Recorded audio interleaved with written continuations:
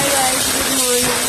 আজকে আমার ঘরে রান্না হয়েছে ভাত, আমার মেয়ের মাছের ঝোল হচ্ছে, আর আমাদের হচ্ছে দই কাতলা। মাছ ভাজা হয়ে গেছে। এবার তেল দিয়ে গোটা শুকনো লঙ্কা, এলাচ আর দারচিনি ফোড়ন দিয়েছি। ফোড়ন দিয়ে তারপরে সব রকম পেস্ট করে রেখেছিলাম, পেঁয়াজ, কাঁচা লঙ্কা, আদা রসুন সব একটা পেস্ট, এটা তেলের মধ্যে ছেড়ে দিয়েছি। দিয়ে এবার এটা কষাবো, মশলাটা কষানো হয়ে গেছে। এবার এর মধ্যে গোটা গরম মশলা, এই গুঁড়ো গরম মশলা, জিরে আর ধনে আর কাঁচা লঙ্কা দিয়ে দিয়েছি, কেন দই কাতলাতে তো হলুদ চলে না, আর আমি এটা কাঁচা লঙ্কা দিয়ে রান্না করছি। তারপরে দিয়ে দিয়েছি দই, দই দিয়ে একটু জল দিয়ে দিয়েছি।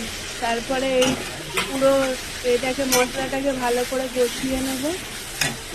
কষানো হয়ে গেলে, ভালো করে কষাচ্ছি গাইস, তেল ছেড়ে গেছে। এবার একটা একটা করে মাছগুলো দিয়ে দিয়েছি। মাছ দেওয়া হয়ে গেছে, মাছটা দিয়ে কষিয়ে নিয়েছি। তারপরে জল দিয়ে দিয়েছি অল্প, জল দিয়ে ভালো করে ফুটিয়ে দুটো কাঁচা লঙ্কা দিয়ে নামিয়ে নিয়েছি। টাটা গাইস, হয়ে গেছে আমার দই কাতলা। দেখুন, আপনাদের যদি ভালো লাগে